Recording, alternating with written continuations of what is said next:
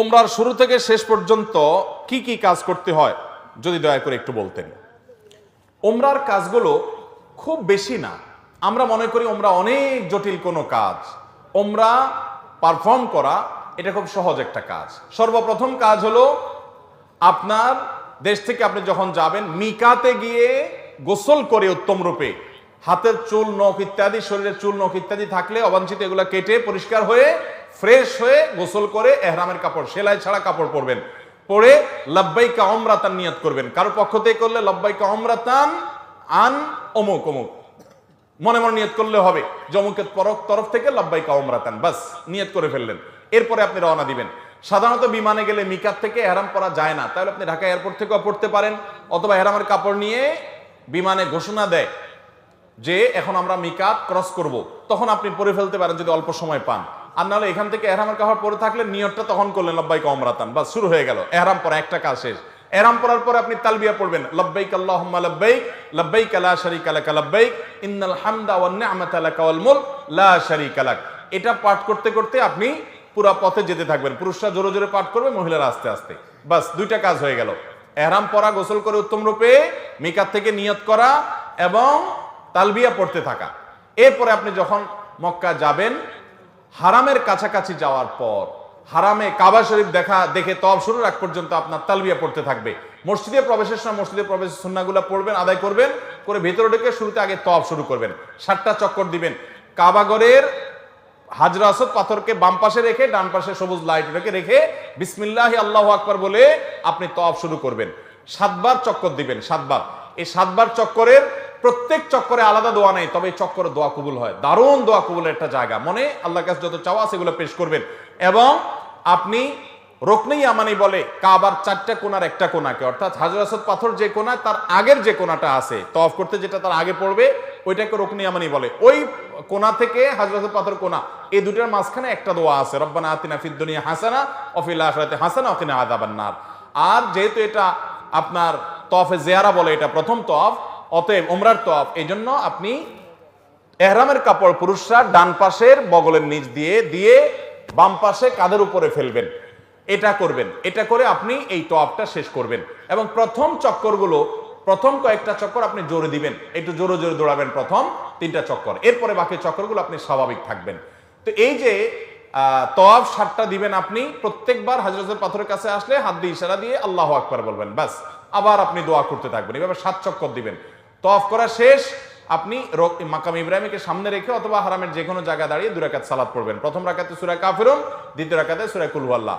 আর এই নামাজের আগে সম্ভব হলে কাবা ঘরের যে চৌকাট মুলতাজাম বলে ওইটা ধরে আপনি আল্লাহর কাছে দোয়া করবেন।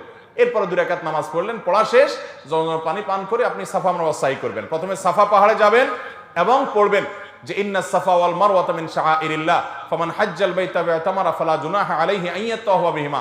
পুরো আয়াত পড়তে না পারলে ইন্নাস সাফা ওয়াল মারওয়াতা মিন শাআইরিল্লাহ এটুকু পড়লেও চলবে, যে সাফা এবং মারওয়া আল্লাহর নিদর্শনের অংশ। এরপর আপনি সাফা পাহাড়ে দাঁড়িয়ে লা ইলাহা ইল্লাল্লাহু ওয়াহদা আনজাযা ওয়াদা ওয়া নাসারা আবদা ওয়া হাজামাল আহজাবা ওয়াহদা এটা পড়বেন এবং লা ইলাহা ইল্লাল্লাহু ওয়াহদাহু লা শারীকা লাহু লাহুল মুলকু ওয়া লাহুল হামদ ওয়া হুয়া আলা কুল্লি শাইইন কাদির এটা পড়বেন। এরপর আপনি কিবলার দিকে ফিরে 2 হাত তুলে, ওই যে কাবা শরীফের দিকে ফিরে 2 হাত তুলে মন খুলে দোয়া করবেন। দোয়া কবুলের জায়গায় সাফা পাহাড়। সাফা পাহাড় থেকে নবী সাল্লাল্লাহু আলাইহি ওয়াসাল্লাম সর্বপ্রথম ইসলাম প্রকাশ্যে প্রচার শুরু করেছেন, সেই স্মৃতি বিজড়িত জায়গা। আপনি দোয়া করবেন। এটা ইব্রাহিম আলাইহিস সালাম এবং ইসমাঈল আলাইহিস সালাম এবং মা হাজারার স্মৃতি বিজড়িত জায়গা। যাই হোক, সাফা পাহাড়ে দোয়া করার পর এরপরে আবদাউ বিমা বাদা আল্লাহ বি, আল্লাহ সাফার নাম আগে শুরু করছেন, তা আমি এখান থেকে সাই করা শুরু করছি। হেঁটে যাবেন হলো কোথায়? মারওয়ায়। মারওয়া যাইতে মাঝখানে 2টা সবুজ লাইটের জায়গা পড়বে, ওখানে পুরুষে একটু জোরে হাঁটবেন, বাস এটুকু। এবং এই সাইর সময় আপনি জিকির আজকার তাসবিহ তেলাওয়াত করতে পারেন। তওয়াফের সময় ওযু থাকতে হবে, সাইর সময় ওযু না থাকলেও হয়ে যাবে, কিন্তু ওযু থাকলে ভালো। এবং তওয়াফ সাইয়ের মধ্যে ওযু ছুটে যায়, ওযু করে এসে আবার যেখান থেকে ছুটছে ওখান থেকে আবার কন্টিনিউ করতে পারবেন। মারওয়া পাহাড়ে চলে গেলেন, সেখানে গিয়ে আবার ওই যে কাবার দিকে ফিরে সাফা পাহাড়ে যা যা করেছেন ঠিক একইভাবে সবগুলো করবেন এবং দোয়া করবেন। ওখান থেকে আবার আপনি সবগুলো দোয়া পড়বেন। ওখান থেকে আবার আপনি সাফা পাহাড়ে আসবেন। তাহলে সাফা থেকে মারওয়া গেলেন একটা চক্কর, মারওয়া থেকে আবার আসলেন আরেকটা, আবার গেলেন আরেকটা, এভাবে 7টা চক্কর দিতে হবে। সাফায় শুরু হবে, মারওয়া গিয়ে শেষ হবে। যে আসলে একটা না, গেলে একটা, গেলে আরেকটা, আসলে আরেকটা, এবার মোট 7টা হবে। 7 চক্কর শেষ, আপনার উমরা শেষ। এরপরে পুরুষরা মাথা চুল চেঁচে ফেলবেন, নাচ আসতে পারলে পুরো মাথার চুল ছোট করতে হবে, 2-4টা সামান্য একটু ছোট করলে হবে না। মহিলারা তাদের মাথার চুলে সামান্য অল্প একটু ছোট করলে হবে। তাদের এহরাম হলো তারা স্বাভাবিক পোশাক আশাক করবে, অতিরিক্ত সাজসজ্জা করবে না, এবং তারা মুখমণ্ডল এটার উপরে যদি ওড়না দিতে হয় অন্য পুরুষরা থাকে তাহলে সেটা যাতে আপনার মুখ বেঁধে রাখা না হয় সেটা খেয়াল রাখবে, কাপড় টেনে রাখবে যাতে পরপুরুষরা না দেখতে পারে। আর কোথাও পরপুরুষ না থাকলে মুখ খোলা রাখবে এহরাম পরা অবস্থায়। আর এহরাম পরা অবস্থায় পুরুষরা সুগন্ধি ব্যবহার করবে না, সেলা আলা পোশাক পরবে না, আন্ডারওয়্যার পরবে না, মাথায় টুপি মাথা ঢাকবে না, এই সমস্ত কাজ করবে না। কোনো পশু পাখি এমনকি আপনার মশা টশা ইত্যাদিও মারবে না, যথাসম্ভব তাড়িয়ে দিবে। অর্থাৎ এক কথায় এহরাম পরা অবস্থায় নিষিদ্ধ কাজগুলো সব করবে না। সাফা মারওয়ার সাই শেষ, মাথা মুন্ডানো শেষ, এখন তিনি হালাল হয়ে গেলেন। এখন যেগুলো নিষিদ্ধ ছিল এহরাম অবস্থায় সেগুলো সব এখন যায়, সেলাই করা পোশাক করতে পারেন। তার ওমরা শেষ হয়ে গেল।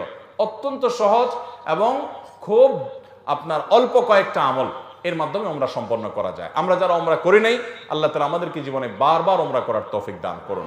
আর যারা আগে একবার করেছেন, আল্লাহ রাব্বুল আলামিন তাদের সবাইকে আবার ওমরা করার তৌফিক দান করুন।